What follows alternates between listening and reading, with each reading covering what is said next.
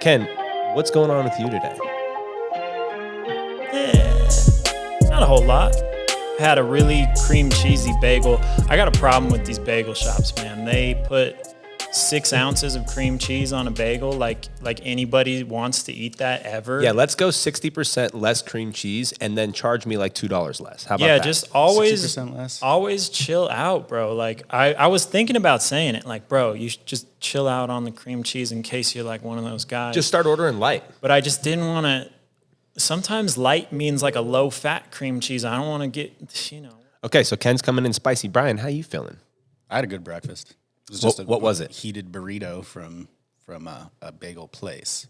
Nice. It's usually pretty good. Nice. No, that sounds disgusting if I'm being honest. Yeah, it's not bad. Yeah, that sounds gross. I hate No those. cream cheese on it. But no cream cheese. So, The brisket was all right. what was in your burrito? It was brisket in your Brisket, yeah, it's brisket yeah. breakfast burrito? Yeah. That's say that aggressive. 4 or 5 times. Yeah, I fast. can't. I almost just didn't even get it out. It's all right. The 2 times that I tried, I failed once. Yeah, I'm a bit icked out by that too. Probably wasn't that good. Probably wasn't good at all. Brian, what a Breakfast is psycho. done. It's canceled. Although that's the only thing to get right because it's Oh pre-made. my God. Well, I haven't eaten anything. I'm drinking tea coffee. Welcome to Tea Time, a show that spotlights the growing and changing world of vintage, and not only the clothes themselves, but the stories and people behind them. Covering everything from reselling to sustainability, this is the ThriftCon podcast. 3,500 calorie breakfast for Brian. Oh my God. Yeah, I that won't eat sounds until nuts. 7 tonight again, so that's all right.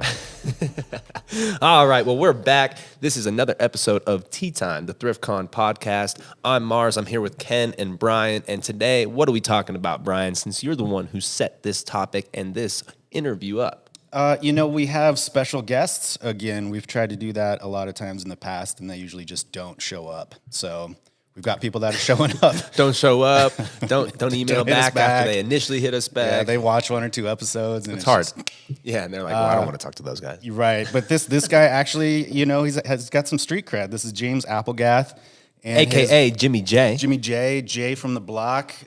He Jimmy started from the block. He started Defunct many years ago, and if anybody's selling T-shirts online, you have stumbled upon this. You don't even have to be selling T-shirts. If you've just looking, yeah. you're like, oh, I want to know something about this shirt that I found and or am wearing, and you probably, good chances are, He's up there Defunct on came Google. up on Google. Yeah, exactly. He's up there on Google. So this was essentially the first. And I think when they say they were the first, I think they're telling the truth. This was the first T-shirt archive. It was just a lot of collectors back in the day, showing off tags, showing off band tees, things that Flexing they a collected. little bit. And yeah, you'd go on eBay and you'd get a shirt for $10 rather than $1,000 these days. It's a wiki format too. So like people talk about, it's like they have a page that's like all the Hanes tags or Screen Stars tags. And, it's not verified facts, but if enough people get in there and like confirm and say the same thing, then you have a pretty good idea of what's going on. Cause like crowdsourced facts. none of this is ever going to become like well-researched historical data. They also have a forum as well, though, which is like there's a lot of people that are pretty active in the forum too, and that's what's cool. It's it reminds me of old Nike talk and shit like that. And it stays relevant because if you're talking about a shirt from the 1980s, it's not going to change. There is no things that's going to be different. So you're only adding to it. You're not subtracting to it. But they have started a new app now. They came into the new century, and it's called Legiteem8. Legitimate. Okay, we think it is. So yeah, You think it is? Jimmy J linked with Amir Vedani. Don't know that either. We're gonna ask him exactly how to pronounce both his last name and the name of his app. Because Legitimate, it's spelled with the T. They snuck they're cheeky. They snuck the T in there. It's Legiteem and then the number 8. So it's either Legitimate or Legiteem8. But we think it's Legitimate. Yeah, fingers crossed it's not Legiteem8. Shout out the boys, James and Amir, but man, It's a hard one Fingers to crossed. fingers Yeah, crossed. honestly, I'm very excited to talk to these guys. We have talked before. We have used Defunct for, fact checking and for content. for the Podcast research, before. yeah. Yeah, absolutely. We've been on Defunct. We've shouted them out as a resource. And we've brought you guys information straight from their website. So it's amazing to actually be able to talk to the guy who started it. Even before we did the podcast, I have been on that website so many times when we had the shop, just after reselling and digging for 10 years. Like, again, if you're looking stuff up, you will most likely make your way to Defunct more often than not. It really does. It's such a large archive. There's such a big community, and they just, one of the first to do it and one of the best to do it. So if you, he does a lot of cool things too. He's done museum curations. Mm-hmm. He's the T-shirts and Step Brothers was him, so that was from his personal collection. He has a crazy story about a Beastie Boys shirt that he sent to the Goldbergs that never made it back in shipping. So there's he does cooler things with this than just popping up a rack on the sidewalk. So it'll be nice to get his perspective because he's been doing this for a very long time. And to see what he thinks about the current state of EEEs, it'll be fun to watch. So from our understanding, any place I can fit in the EEE today, I'm gonna try to do it. Yeah. From our understanding of the Legiteem8 app, the purpose at this point right now is to decide whether or not a shirt is legit and real and verified as, whatever version of legit and real you're looking for, or the community has said is right. Because we're dealing with a lot of bootlegs in a lot of cases to begin with. But, and then secondary to that, or maybe above that, is the appraisal factor where users can hop on and appraise a shirt, and then after so many appraisals, I'm pretty sure they're just running an average of these appraisals. Yeah. So, you upload this shirt, and then it ends up, you might think it's not worth much, but then people start appraising it to be worth whatever. Or you might think it's worth a lot, and people jump in and say, no, not so fast. That's that's a $30 T-shirt. Yeah. And that is our job. I mean, dog, not entirely. I made a little ThriftCon account on the app this morning, and they're not crazy off on some of them, but some of them I'm like, dude, you guys are on the definite higher end of market value. So I just, I'm throwing in, and I'm bringing them back down to reality and appraising those just a little bit lower, like what I would actually be comfortable paying for some of these T-shirts. But that's cool too, because you can't just have a bunch of guys on there gassing each other up, right? They need us. They need the people on there that are realistic.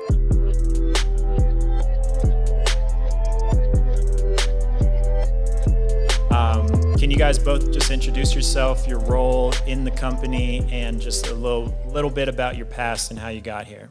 Name's Jimmy, from Defunct, and co-founder of Legitime8, as well as the Chief Authentication Officer. I don't even know if that's a real he's thing, a CAO. It sounds pretty cool. It sounds really cool. He's a CAO. Yeah, it's fucking legit. Defunct has been around since 2004, so we're going on 20 years, and nearly 20 years of experience here. There you go. And Amir? Yeah, so Amir with Cities, which is a vintage reselling shop online, and also co-founder of Legitime8. And other than that, have some years of corporate experience across a variety of companies.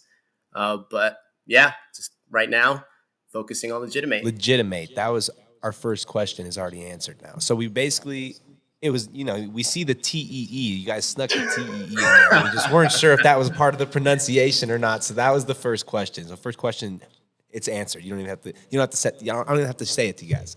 We've gotten some questions about how to pronounce the yeah. So yeah, there you go. It's the first question. We're getting Legit8. We're getting all sorts of stuff. I bet. Okay, so Legiteem8 was the one that we were throwing out, but we guessed that it was Legitime8. Awesome. Yeah. We're still not sure though. And we reserve the right to change the pronunciation at any time. Right? You guys got to make T-shirts with the phonetic pronunciation. Yeah. The community will decide. It's not up to you. Vote on it. Yeah. When I initially reached out, I was trying to find a way to buy Defunct from him, and Yeah. Okay. politely declined. but yeah, we started talking blockchain, and yeah, that's how it happened. So Wow. So, So how new is this app, or how long have you guys been working on this? Is it 6 weeks now? I think. But we were working on it for a year. yeah, Oh, I So it's thought been it was, going you on had for a just been long working time. on it for 6 weeks, and I was like, wow, Yeah, you yeah. guys are No, working quick. Y'all got pretty We launched 6 weeks.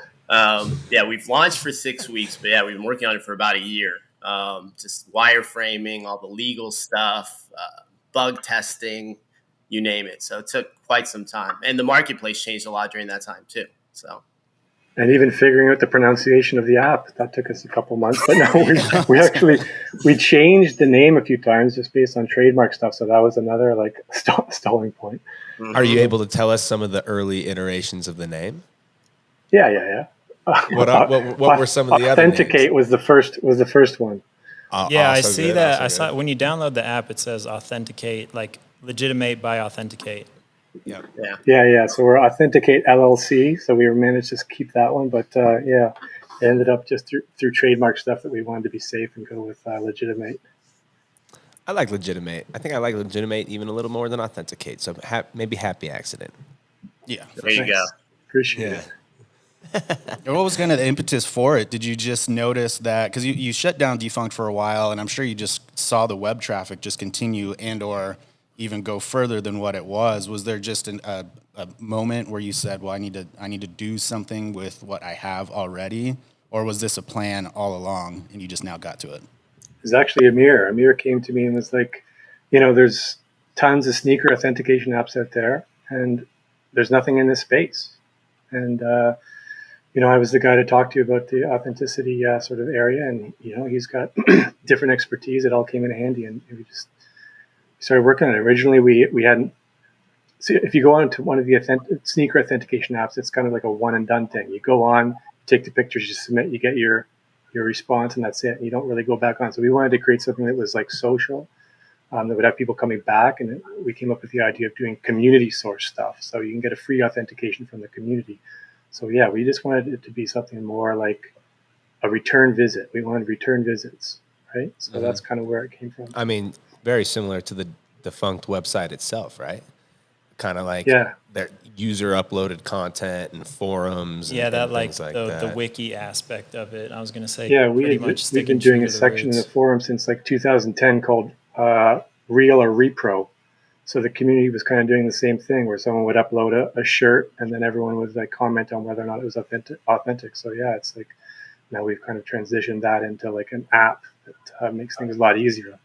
Because when you're doing it on the website, it's like the person's like just uploads a picture of the front. We're like, no, we need more. You gotta upload the tag. What size is it? So now the app just kind of like facilitates that really, really well. Yeah, before we got on with you guys too, we were kind of praising the appraisal aspect of it as well, just because that's another, I think, thing in the vintage community that's just like ripe for the taking and waiting for someone to kind of be that authority. Because right now, when you're out in the wild or when you find something when these kids are out here, the first thing they'll do more often than not, or what the first thing they have done is just go to eBay and sold items or completed items and try and look that up and found what it's sold for. But If they even go to the sold items, right, they're if just they going- even Yeah. do that, Yeah. most don't even do that. Most just look at like the listings, right? Yeah. $5,000, sweet. Yeah. Right. Yeah. Charging for mine. But yeah, but so I think that like this is so much of a better resource because it's the actual people that are there and that are looking for the things that are willing to buy these things, and so I think that would be my where I see the biggest value in it too is just being able to get on there and see different price values, almost the StockX type of a website, but for vintage.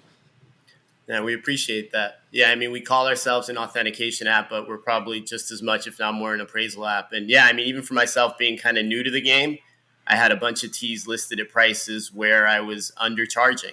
And, I got appraisals back from the community that were higher than what I was charging. And then sometimes even then the community, they have a good idea, but we've got experts that'll come in and say, hold on, this is actually appraised higher than what the community says. So it's kind of a good combination of both, we think. we've had It a helps few to lower as well. regulate it a little bit too. I mean, at ThriftCon, you can see one T-shirt on one side for 200. You walk 30 feet down, and somebody else has the same one, worse condition, and it's 600. You know, and it's like those are the people that didn't click on sold items, and we get a lot of people that are kind of wandering, especially the people that aren't even involved in vintage. They're just there just to have fun. They're just like, why is it this way? And really, all we can say is eBay. That's literally the only thing because nobody really knows, and you could, you know, people don't use those sold tabs as much as they should. But then if you have a centralized area where it's like, no, this shirt is only going for this price, and this is what the community says, it helps to regulate it a little bit. And yeah, like Mars said, you can't charge $400 for something nobody wants. That's just not how business works. Yeah, exactly. Maybe some people's business, but not successful ones. I had one question that I think deserves a little bit of insight from you guys. When when the group, the community is trying to authenticate a bootleg shirt, something that started as a bootleg and is praised as a bootleg, but we're trying to decide whether it's a fake or not. How do you actually determine what makes that bootleg real or fake? Oh, the vintage boot question. We're dealing with that quite a bit right now because, you know, you've got the 70s rock bootlegs that everyone loves, right? So, and they're willing to pay actually quite a bit of money for. So we've kind of like working on actually a new development on the app to sort of have a classification where you can say this is actually a bootleg or there's a fake. So the modern fakes are trying to pretend to be something original, whereas the bootlegs were just trying to do their own design and not have to pay licensing fees. But yeah, I mean, there's kind of a gray area there. And I guess one of the questions people are asking now is like, ones that are fake today, they're going to eventually be vintage, right? So are they going to be valuable just by the fact they're 20 years old? And probably not, because they're a counterfeit. They're trying to be something that they're not, rather than an original design. And we're seeing it in the community too, where like tons of people are doing bootlegs that are original designs, but they're not, you know, they're not licensed. Right. So yeah, they're not the original license. And so I definitely like to differentiate, and the two words are bootleg versus fake, right? Because it's like a bootleg is like the actual original, like you said, they just wanted to do their own art, sell it in the lot, whatever it was.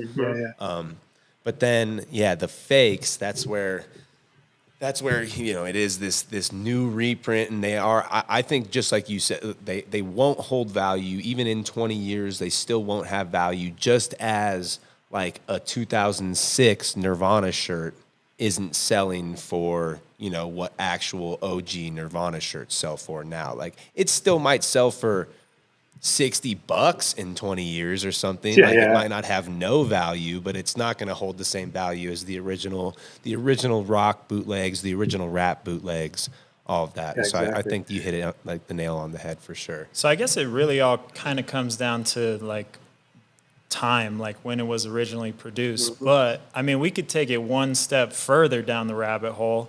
Let's say there's a modern bootleg that's gathering some momentum. Someone's faking the modern bootleg, so it's a fake of a boot. Okay. And that's a real potential. That's a real potential. Like, one of our co-founders, David, has a company.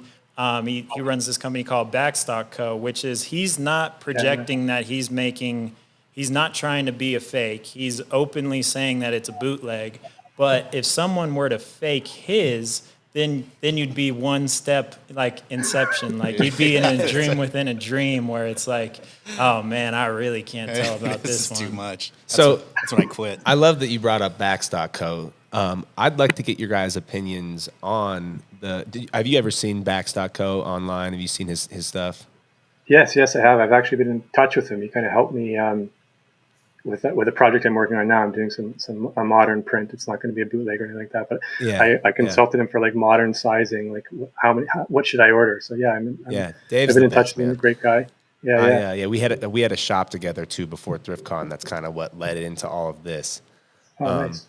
But yeah, so what's your opinion on the modern bootlegs, the guys doing either, I guess, what's your opinion on both sides of it? The guys like David doing their own original art, and then guys who are, trying to just print the big face tees and the Marvel tees, but kind of like do their own prints.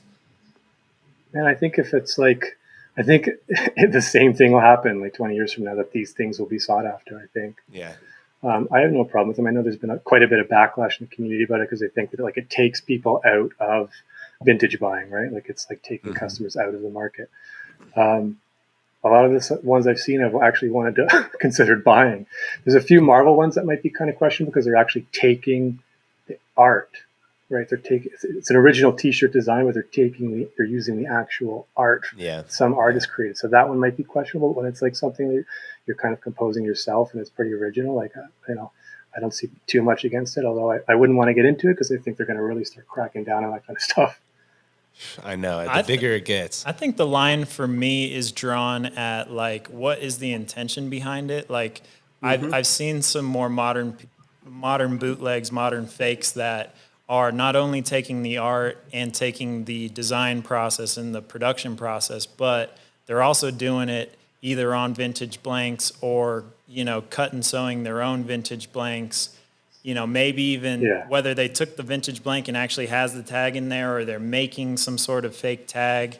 That's where the line gets drawn for me. And I might just be a little bit in favor of David's way of doing it because, we're so close and we have, he's one of my best friends, but he is so obviously not trying to do that and has never said that he's doing that, and draws the line himself there that he's not going to do it on a single stitch tee. He's not going to do it unless he's printing on, some sourced blanks. He's not going to send that out as a general release. That's like between him and a homie. He'll do it on that. That's kind of where the line gets drawn for me. Because I think when you're actively trying to trick people is where it gets tricky. Yeah. As long as you're not trying to deceive anyone, once you start trying to deceive people, then that's where it's no longer acceptable. Yeah, you said the word intention. I think is the most important part. What's your intention, right? So, yeah, the intention, and of course, the intention now is making money for a lot of these people overseas that are bringing these fakes in here because T-shirts are going for $4,000, $5,000, $6,000 of dollars. Before, shirts were not that valuable. 10 years ago, these were not that valuable. Why were they producing fakes then? Now I get it, but back in the day, if you're only selling a shirt on eBay for $20, was it really worth it back then? And did you see a lot of them back then? Oh, it was going on, and they were worth quite a bit back then. Like they were, really? Yeah. Like, I've seen people get burned for $300 or $400 shirts back in the day. Was that just the really ardent collectors that were going after those prices? Because it was definitely not as popular as it is today. Oh, for sure. Yeah. Back then, there was a lot of 70s and 80s, early 80s stuff and it was easier. It was lower hanging fruit back then because a lot of it was one color prints. So you could get away with a lot more. You didn't have to have like this crazy print shop. You could actually probably even just do it at home with a home printing kit. Some of them find an old T-shirt and stuff like that. But yeah, there's always been like this. This has been going on since I recognized it first in 2007. There was an organization out of they were running an eBay operation in Los Angeles, and they were like basically printing money. They were just finding the most expensive shirts and duplicating them and printing them and they had a series of 200 auctions going at once all the time that were just bringing in like anywhere from $75 to $500 for like a year straight. So yeah, the money has been there for counterfeiting for a long time. Yeah, and I think that's the other thing too. The line gets blurred between counterfeiting vintage and just counterfeiting period, right? Because counterfeiting period's been going on forever. And that's, there's supply chain things that come into play, like certain markets. It's much easier to just print it yourself in that market than to have it shipped from somewhere. So there's plenty of shirts like that are out there in the marketplace, and they eventually become vintage, so that's part of it too.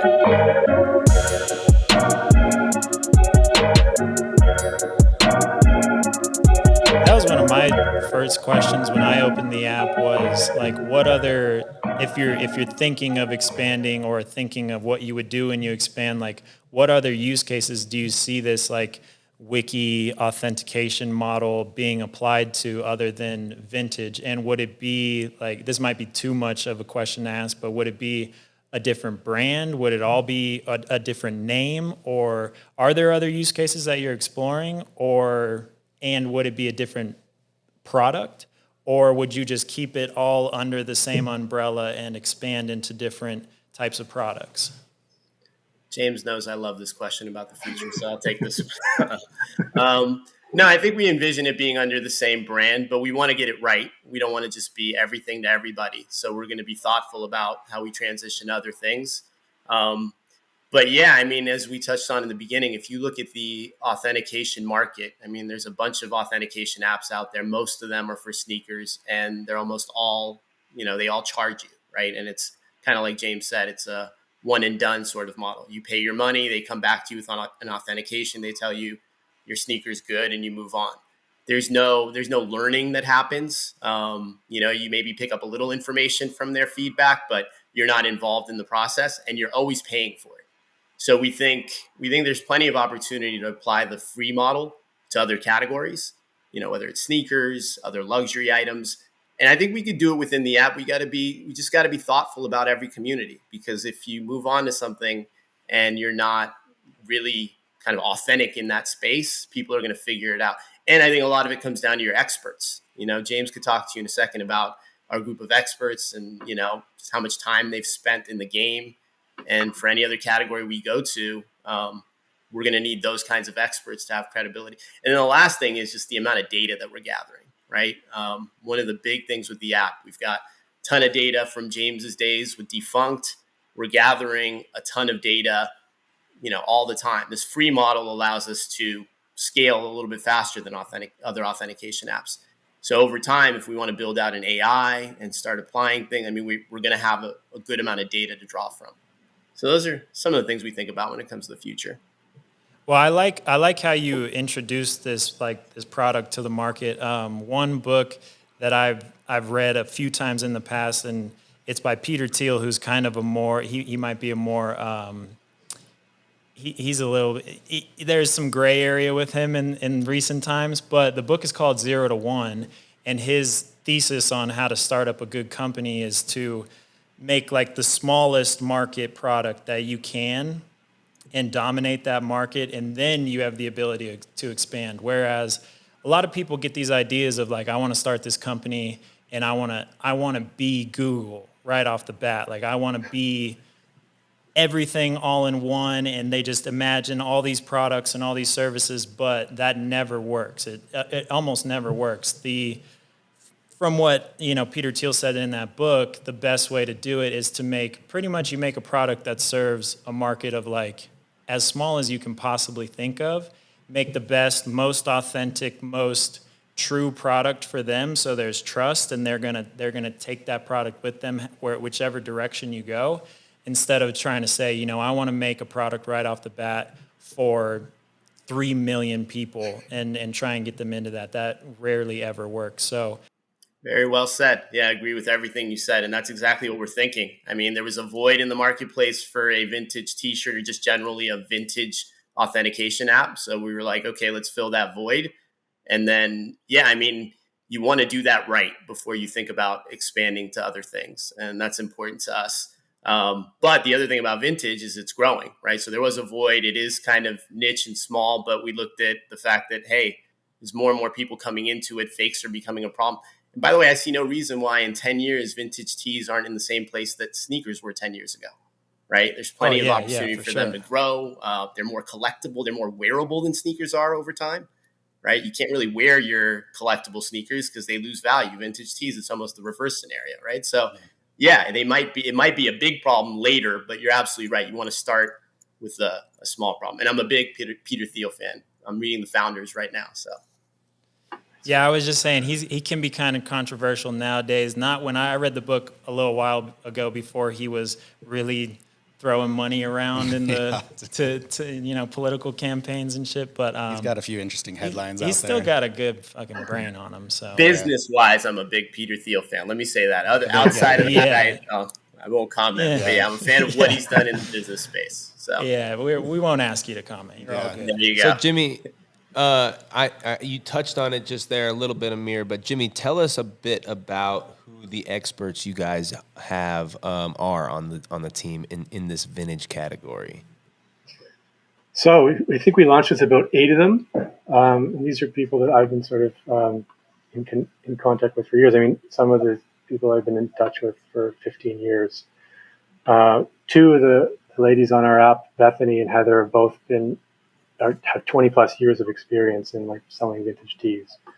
So most of them have a minimum of 10 years experience, and we have experts from all over the world. We have a guy in Thailand, we have a guy in Malaysia, we have a guy in Japan, we have a guy in Indonesia, and we're looking to broaden that out because we just know that every sort of little market has its own experts, and they have an eye on what's going on authenticity wise in their region. And we've actually, since we launched, we added 3 more experts. We added the gentleman from Japan who's a Nirvana expert. So we're looking to like find niche experts too. Guys that someone uploads a Nirvana shirt, we can just send it over to this guy who has probably the world's best collection. He made news. You probably heard of him. I think he spent $6,000 on one Nirvana shirt. It's covered in the community quite a bit. Yeah. So I uploaded 3 T-shirts last week and did one with the expert authentication, and it comes back that Kevin Scott authenticated it, and it almost like it made me feel kind of cool because like this is the guy, right? Like there is no one above him in the rap tee game. So it almost like put like that star, that asterisk on my NFT. That's just like, all right, this is kind of cool. Yeah. This is of approval. A rock star. Yeah, it's a rock star in its own right. So it's not people that are just doing this as a hobby. Like these are the people. Yeah, I saw you guys have Jack from Nike Teaser the shit too, doing like Nike stuff. Like that's a great niche. You're a Nike person, Nike expert for sure. He just did his first authentication as well. So yeah, we're cool, man. Like I said, looking for those niche experts. We want to keep expanding.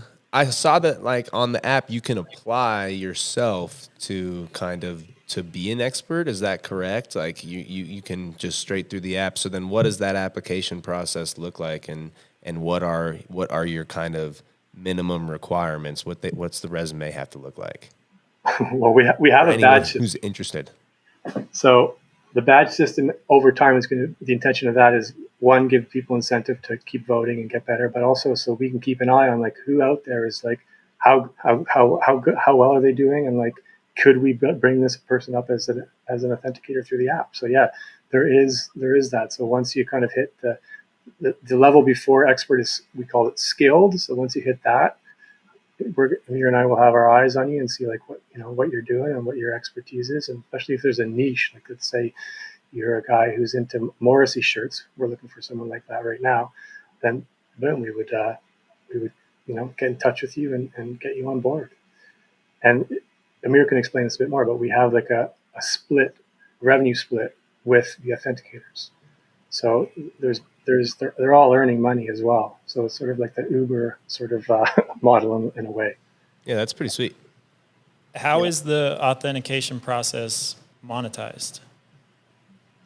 So we've already talked about the free element, and then there's 3 tiers of premium services. First tier is $8, and it's basically like a private feedback from the expert of your choice or one that we assign. And those are basically if a customer is about to buy a shirt on eBay, but they're just not sure about it. And we've had a lot of these come through. This is our most popular tier so far. They send us the link and put the pictures in, and then the expert will say, "Hey, don't buy this because it's not real." And we've actually saved people quite a bit of money so far. And then there's the certification levels. So first tier of that is $18, and that's when someone like Kevin Scott will come in and do a full assessment. Print, tag, measurements, material, stitching, a little bit of history of the shirt, and then give you an official certification that is public on the app, where it's like, this shirt is legit, and here's the certification number attached to it. And then the other premium service is the NFT level, and that's basically the same as the certification, but then the certification is embedded in the blockchain, so it becomes an NFT. Yeah, that's rad. That's a great idea. It really is a good idea. And it's really a selling point too, is if you get it authenticated, you just throw it up, the authentication on the listing itself and say, if you have any questions about it, here's your answers. Yes, it is a $200 t-shirt. Yes, it is a $300 t-shirt. Is there any point in the paid tiers where the product is actually given to the authenticator, or is everything based online virtually via pictures and stuff? I see Amir smiling about that one. So yeah, well, until they have a booth at ThriftCon and authentication. Right? Now, it's a good question. We've talked a lot about it. Right now, we're not taking possession of the shirt, but in the future, we might.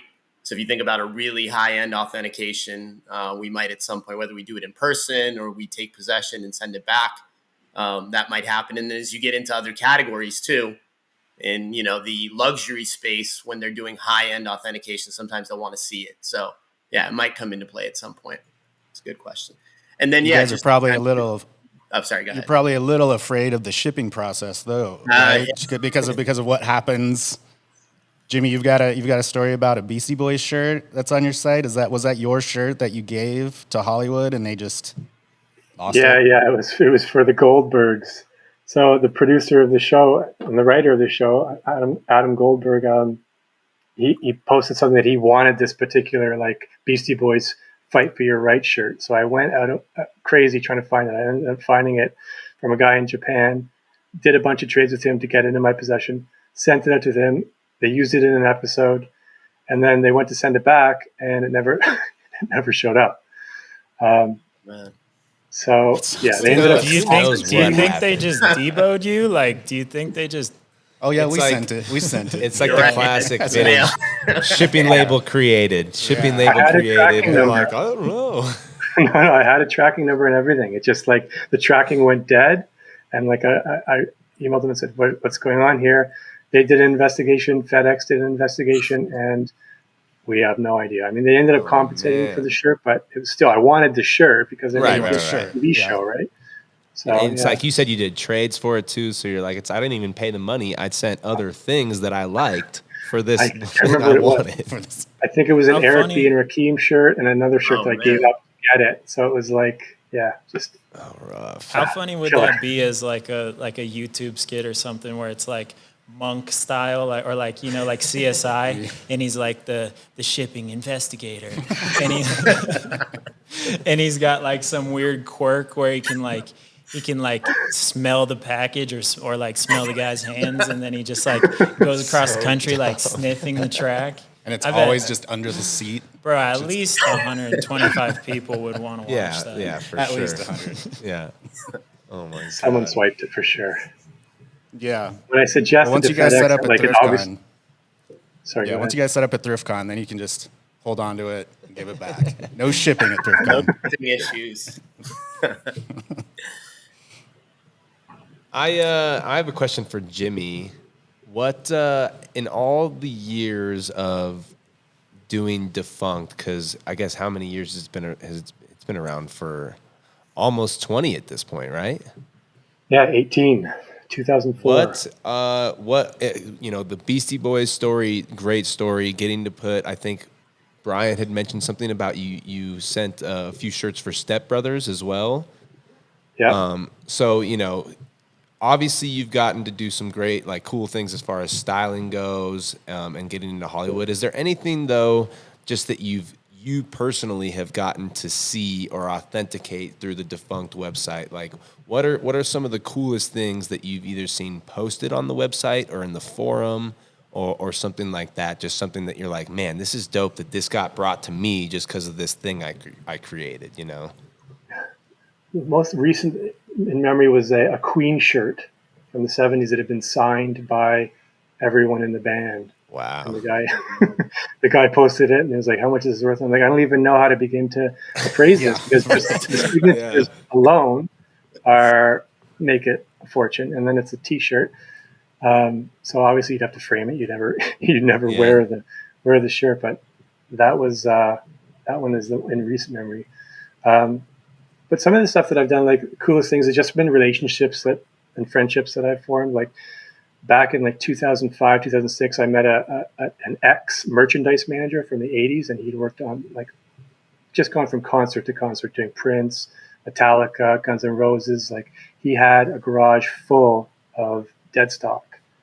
I went through that for like about, what was it, 2 or 3 years it took me to finally get through that. And then he had a friend that lived in Arizona, not too far, who was another guy. So that led to that. But this guy ended up being a good buddy of mine. I ended up inviting him to my wedding and stuff like that. So there's been a lot of great friendships that have been formed along the way too, that I think that like are as cool and as interesting. I love that. Do you know what the guy did with that Queen T-shirt? Is it for sale? I should check back in with him. There was like, for about a year afterwards, every now and then, so what's going on with your shirt? I'm working on it. And I never honestly, dude. I got it. Yeah, thanks for reminding me. Actually, I should check back in on what he's doing. Hit him up, yeah. As long as you didn't buy it from him for like $100, right, James? So Mars's question was kind of in the real world. Let's deal in the world of abstracts. What's on your vintage bucket list? Whether it's something that you want to just hold or own or see, or some way to style or source for something. Like, is there a goal? Like, before the day I die, I want to do this in your current world, other than maybe like skydiving or something. It's an interesting one. It's probably a list of hip hop grails that I want to get my hands on. There's a Tribe Called Quest tee I want to get my hands on, a couple Tupac tees. Just a list of shirts that are crazy expensive that I've had my eye on for a while and would love to find. So are you trying to find them? Are you trying to find them like Rag House, Bins find them? Or are you trying to find them for someone who's like just at least on this planet as far as the price goes? Combination of both. I mean, I'll hit up the thrift stores and search and find stuff, but I've done a lot of the stuff I have is like vintage hip hop tees. That's kind of been like my niche. And I've purchased quite a bit from reasonable, good eBay sellers that you can trust. However I can do it. I mean, I've been doing it for like 3-4 years. So in that specific niche, I've got some expertise. Other stuff, I'm a little clueless, So I'm not going to like purchase something at a stupid price. I mean, you see a lot of that, right? And I've got Legiteem8 now that'll kind of back me up in case I need it, But yeah, there's some stuff that, and James has helped me. It's before we even had the app, there was stuff I'd send him on eBay, and I've had it's a Shot A tee that I had my eyes on forever, right? And I was like, I really love this tee. I've been wanting to get it. What do you think? And he's like, dude, I hate to break it to you, but it doesn't look real, man. So you get your heart broken sometimes. It's tough, dude. Yeah. Our rule of thumb when we had the shop was always like, if it feels too good to be true, it usually is too good to be true. You know what I mean? Yeah. James, same question. Is there anything on your vintage bucket list? Either either items you want to get or things you'd like to do with the vintage. Either one. Items I want to get is a long one. So when I sort of took a break in 2018, I ended up selling a bunch of stuff. And now I'm like, I need that stuff back. So now I've got the seller's remorse. Why did I do that? So I go through my, I still have we were on MySpace at one point. I even have some of the shirts up there. And I'm like, oh yeah, I used to have that shirt. And same with our original Facebook page, which is still going, but doesn't get a lot of traction, but there's a gallery in there. I'm just like, so then I'll add it to my eBay search and my Etsy search. Yeah. And of course, if I'll ever be able to find the Beastie Boys shirt, that would be would be on the bucket list. If I ever see it, I know where I'm the first person I'm hitting up. If you see a FedEx guy with a Beastie Boys shirt on, he retired on that. Oh man. Anything else, Brian? You have any other questions for these guys? Well, going back to kind of in search of the personal grails and things, the shirt that I'm wearing, it's not the exact shirt that I wanted, but when my wife bought this for me, she knew that, couldn't find the one I wanted, bought this Beavis and Butthead. and she knows enough. Like, she knows to look at the stitching, look at the tag. Not, if a guy has 2 stars, don't do anything with them. So she bought this for me for Father's Day. Gets it, and it was in such nice condition that she was worried about it. And this was actually kind of the time that Jimmy came out and was like, "Hey, we got this new app." I was like, "Oh, this is either going to make or break my marriage. I think like this is it. Like this is the turning point." So we threw it up there, and I don't think she slept for 2 days until it passed. And she's just been over the moon about it lately because she's like, "Oh, I did the right thing," because she didn't throw a lowball offer. I've taught her enough to like not do lowball offers because I can do that because I don't care. Like I hate when I get the lowball offers. Yeah. So she gave him a decent price for it and everything, and so it all worked out because it passed. And Jimmy even hit me up and was like, "I haven't seen those bootleg before or faked." So it did smooth out an area in the relationship just knowing that it was authenticated. So now I can wear it with pride, and would have worn it anyways. But now I know it's worth something. Marriage is in a good place too. So Saved your marriage. Yeah, marriage is in a good place. Kids are fine. We're good. There's a little bit of that going on right now with the app where it's like, I don't know if you guys have ever watched Antiques Roadshow, but a gentleman came to us not long ago to get a vintage certification, and it failed, and he was a little bit gutted because he had thought that it was around $1,500 value, and the authenticator was like, "Well," and it wasn't. Maybe you'll get like if he thought that's what it was, it's probably because he paid that for it. Something. For it. Yeah. He didn't just think that's what it was; he paid that. Yeah. Oh man, that's rough. Well, that is nice though with like the authentication and the NFTs and things like that, because I'm gonna go through my collection, get them NFT'd, and just kind of throw them in the closet, do whatever, because then you have that to back it up. And like I said before, it's just a really valuable tool if I do go sell them. My kids will probably sell them because I'm not getting rid of them, but they got to work for their inheritance. But they'll be worth something, hopefully. Mountain of gold. Right? So, what's the copy on the email like when you're sending an email back to the guy who thinks his T-shirt is worth $1,500, but you now have to tell him that it's not worth anything? Subject. We also gotcha. Use nice. Very gentle. Oh man. And a link to like a therapist as well. Right. So question then, I guess, since you guys have, how big is the team? And then when you're doing like an authentication thing, and the guy, and I guess what's the levels of communication when an authenticator, one of your experts, decides a piece isn't real, especially a piece that the customer might think is worth a lot? Do they themselves then does the authenticator, are they the one to contact the person and break it to them? Do you guys have someone else who does that?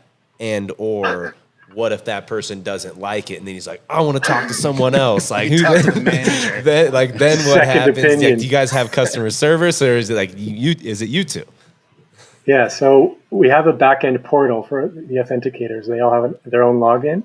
Okay. And there's different fields that they fill in, and they fill in a final sort of appraisal and a final comment on the app. And it's there that they'll mark it pass or fail, and then give their justifications, the process, like what they went through, why they said that, either way, if it's pass or fail. And then the person will get a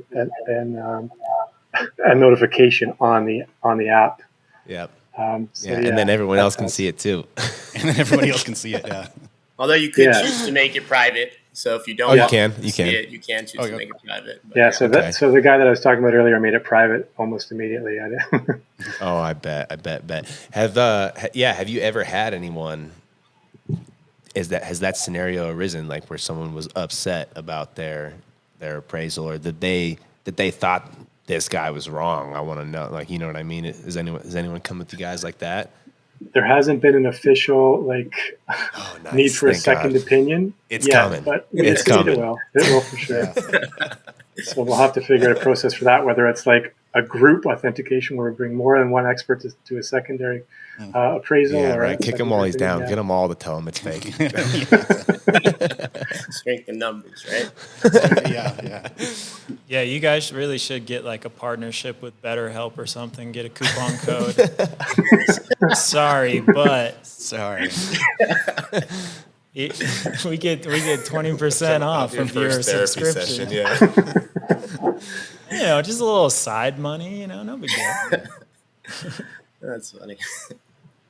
Okay, so highs and lows. That's another thing too, though. Like, all jokes aside, we do try to keep, so like there's a queue, everything kind of funnels through us, but we try to keep kind of a separation from it too, right? Because there's people that James knows or I know that kind of work through us to get an authentication, and we want to make sure we're not, we let the authenticators do their thing. We don't want to influence it in any way, and we want to keep that kind of separation of church and state. So, yeah, absolutely. All right, so you're 6 weeks in. Both of you guys, I want an answer from both of you on it. How are you feeling so far? And then the high and the low. What's your highs and your lows so far, 6 weeks in? Oh man, I'm feeling great. I think we both are, but we're coming up to, I think, what are we at? 975 users now.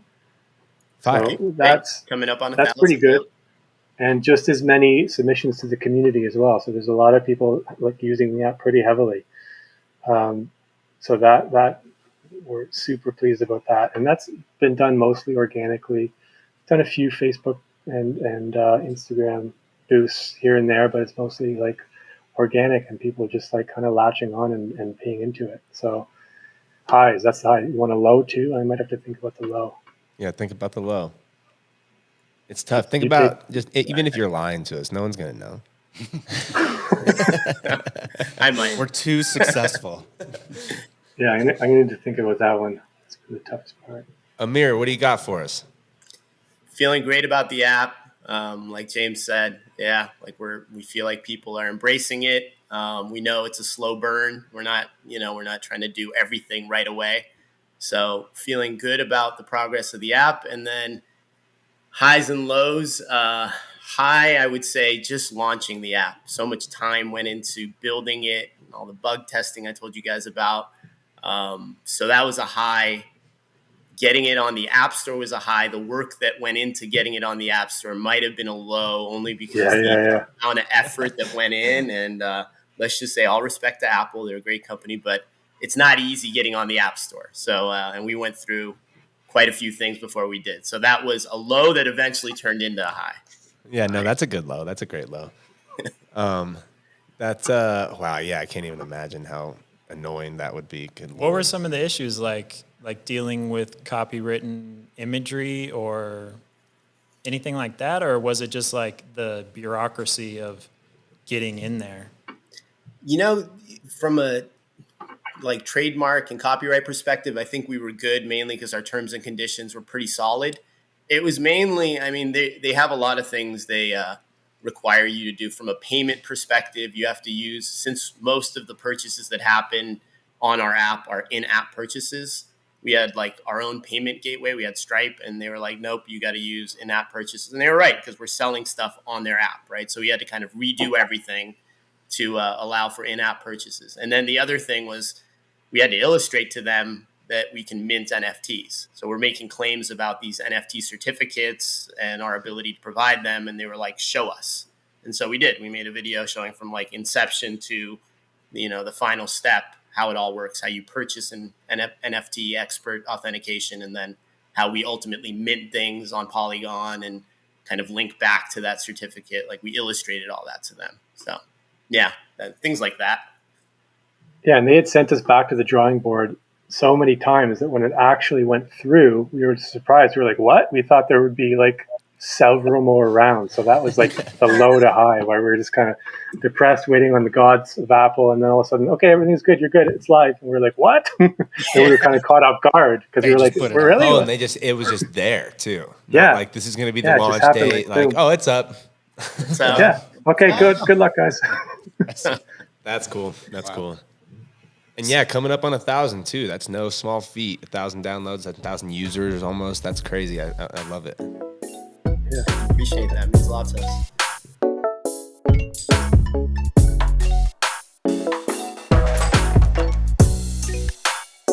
And I have some T-shirts here. I got a nice stack of T-shirts here that I brought I'm going to put on later today. We're going to get authenticated. I was going to do it. Maybe I was going to have you, I was going to put Jimmy to the test right now and have him potentially authenticate one or two. But live we'll just go straight through. We can just go straight through the app. We can go straight through the app. Yeah. It'd be tough, especially since the video I'm looking at right now is kind of like blurry. I'm looking at Brian's face. I'm not thinking it's that's why I said it. I'm looking at our everybody. faces. And you'd be like, I think that has a tag. Is that a tag? That's a shirt. That is definitely a I shirt. That's a just shirt. what it is.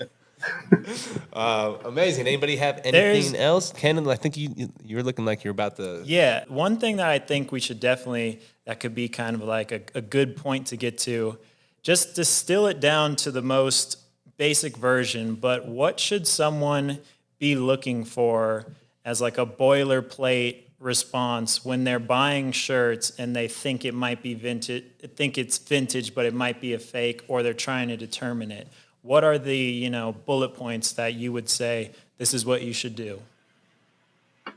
So I think it comes down to, I always like to say, like, worst case scenario is you just want to get a really good high res photo of the print, because it's like the hardest thing to pull off, because we're seeing like tags that are pretty like convincing, like Giant and all that stuff, and Tultex, and all these fake tags are coming out where it's like people previously thought that these weren't fake and they immediately think it's real because it's got a Tultex tag, right?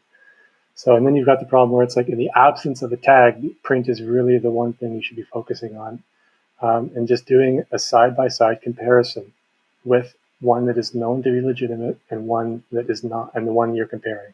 You need that side-by-side to do it. We can't eyeball anymore. You used to be able to just look at something and go, that's terrible. But now they're getting so good that you need something to go, this is real, this is not, and compare them. Yeah, I mean, I think that's almost the problem right now is in person, just like when you're there, like if you're at the thrift and something's a couple bucks, like I'd say grab it, like if you're unsure, like grab it, because it's a few dollars, and if it's real and it's a banger, like you hit the jackpot. If it's fake, throw it back, whatever. But yeah, when it's just tough. Like eBay's buying. Yeah, and once like, you're buying it fourth or fifth hand. right. It's Very difficult, or even like at a market where someone has it, is it priced up? It like Jimmy said, I think it's come to the point where you almost have to have an expert, an app, some side by side comparison, something like what you guys have created to really know, because They're getting really good. It's nuts. Yeah. I mean, the fake shoes, the fake tees, like, and it's easy. It really is. Like, I could, if I wanted to right now, just the knowledge I have, I could make a banger vintage fake. Like, I could get tags made. I could do it 10 out of 10. I bet I could fool so many people. You know what I mean? Like, so like really, it really isn't that hard. Yeah, especially a one color print. It's like, It's so tough. Like, right. I just want to thank you guys both for hopping on. It's honestly a privilege for us to be able to do this, and it feels really cool.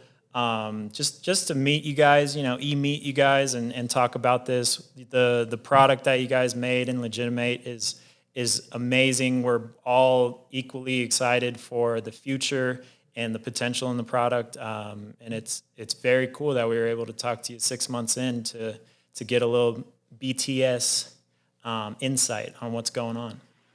awesome. Yeah, And I'm thanks for having us, 1,000% serious. I want, whenever you guys are ready, I would love to have the authentication counter at ThriftCon. I mean, I don't know if you guys have seen it or not, but at SneakerCon, they have the eBay authentication counter, and there's the one girl that the black TikTok girl queen, who's just been popping off. It's people just love to watch her like smell the she shoes and smells all. them. So let's go TikTok viral with the Legitimate authentication counter at ThriftCon. You guys just let me know when you're ready. Whatever city will make it happen. I want Kevin to come and smell all the rap tees. No, it can't be smelled because that's already been done. I think you guys need to lick. Oh, Lick. Yeah. Lick Yeah. the tag. Yeah. authentication test, right? They're like, yeah, this tastes like moths. No, Unless but there's seriously, anything- Thank you guys. Thank you guys for thanks, this guys. opportunity, for the platform. Respect everything you guys have done. Can't wait to come to one of your events. I might actually come to the Philly event, so let's see if that happens. Yeah, Love Amir's VIP. from Philly, so he's got the lead on all the good spots. You got free VIP tickets. Come on, let us know. Your name's I already might at the take door. you up on it. I lived in Philly for 8 years, so yeah, maybe we'll grab a cheesesteak together while I'm there. So Angelo's, or I'm not going. Bro, Angelo's is so good. Oh my god. No, 100%. Thank you guys as well, and we're gonna push the app. Regardless, whatever, obviously through the podcast and everything, we're gonna be promoting it. But moving forward too, I'll keep throwing you guys in the story and promoting it because it's a great app. We love it. Thanks, man. You guys are great dudes. Every So single one of anything our we can do to vendors help. should be signed Yeah, up. using yeah, it's it, cool, period. man. Yeah, It's cool. And I made us a ThriftCon profile, so I'm gonna start getting on there and nice. authenticating and appraising awesome. stuff and just getting in the just mix. lowballing. That's bring these guys. These guys, Just for the dollar. these guys are Unusual. gassing each other up. I need to bring them back down to reality. Yeah, the regulator coming through. We got some All right, free boys. NFTs for you guys too. Anytime you want NFT upgrades, we got you guys. So Ooh, let us know. let's do Yeah. that. We owe you, Brian. I know you paid for your own, so we're gonna make sure. Hey, we take We're whatever. gonna make good. Yeah. Is anyone on there going to be able? Do you guys got any Supreme authenticators? I need this one authenticated. I'm going to throw it up It's today. crazy you say that. We have reached out to a few. We don't have any yet. Supreme is tricky, as you know, but I'm sure. that's coming soon. Streetwear is something we're looking at. So soon. Love it. Yeah, that's an old one. I'm going to throw it up today just to see how people react to it on the app because I think it's earlier 2000s, so could potentially be